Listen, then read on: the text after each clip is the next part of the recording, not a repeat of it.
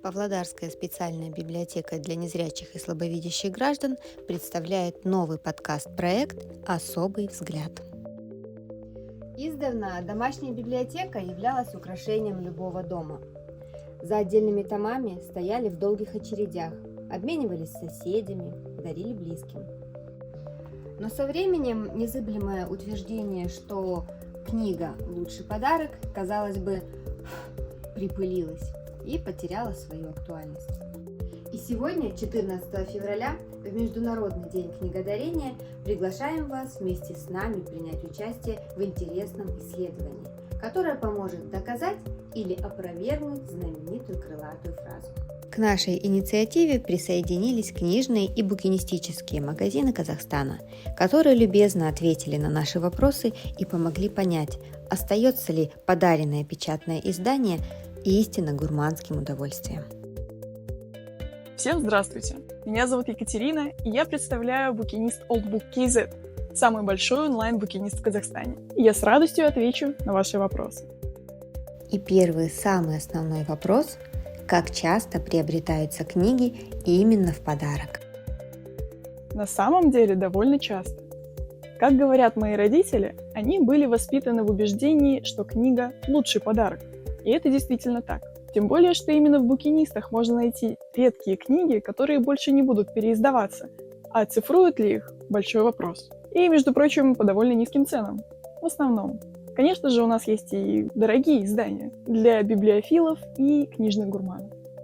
Сотрудники книжных магазинов Марвин подметили, что более 60% из всех приобретенных книг покупаются именно в подарок.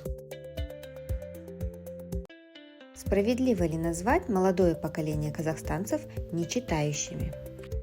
Мне кажется, что нет, потому что в наш букинист довольно часто приходят молодые люди в возрасте где-то 20+, такие как я, а покупают они самую разную литературу. Возможно, это убеждение существует из-за того, что сейчас люди привыкли читать в основном с телефонов, планшетов, компьютеров, но все еще довольно много людей и молодых людей, которые предпочитают именно бумажную книгу. Есть ли в вашей практике памятные или забавные истории, произошедшие в магазине, которые являлись бы свидетельством того, что взаимоотношения с книгой ценны, важны и занимают особое место в жизни современного казахстанца? Да, есть. И это история о том, как моя мама впервые зашла в наш букинист. Разглядывая полки, забитые книгами, она сказала: «Раньше, когда я заходила в книжный магазин, я огорчалась из-за того, что я не могу купить то, что мне нравится. Дорого. А сейчас я же могу взять любую книгу с полки». Вот так сбываются мечты. А еще иногда к нам заходит дворовой кот. Ему почему-то нравится разглядывать книги.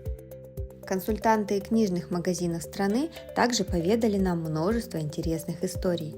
Их пространство является территорией встреч единомышленников, собраний книжных клубов, местом романтических свиданий, локациями для фотосессий, а в прошлом году несколько барышень даже получили в книжном предложение руки и сердца. Существуют ли какие-то гендерные, возрастные или другие различия в литературных предпочтениях? На мой взгляд, нет.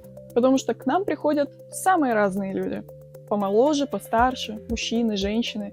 И никогда не угадаешь, что возьмет человек. Бывало такое, что женщина возьмет какой-нибудь триллер, боевик или техническую литературу. Хотя, казалось бы, стереотипы. Женщина всегда берет любовный роман. Нет, далеко не всегда. Хотя, конечно, мужчина еще ни разу при мне не брал любовный роман, разве что в подарок для своей партнерши. Тем не менее, от стереотипов стоит отказываться, потому что книги для всех. Книги нас объединяют.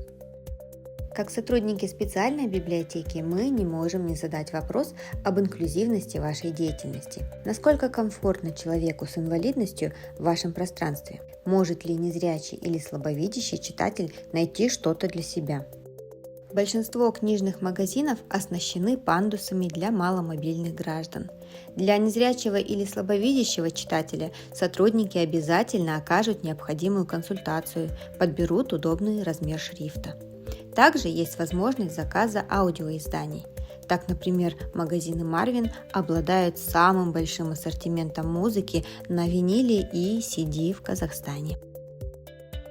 Исходя из результатов такого короткого опроса, нам удалось сделать вывод, что книга все еще остается отличным подарком. Ну и напоследок, мне бы хотелось поздравить вас всех с Международным днем книгодарения. Это просто замечательно, что у нас есть такой праздник. А вообще, лучше дарить друг другу книги каждый день. И знакомым, и незнакомым. Как это делается в рамках буккроссинга.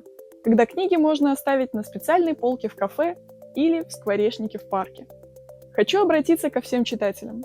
Пожалуйста, не выбрасывайте книги. Если их нужно пристроить в хорошие руки, дарите их.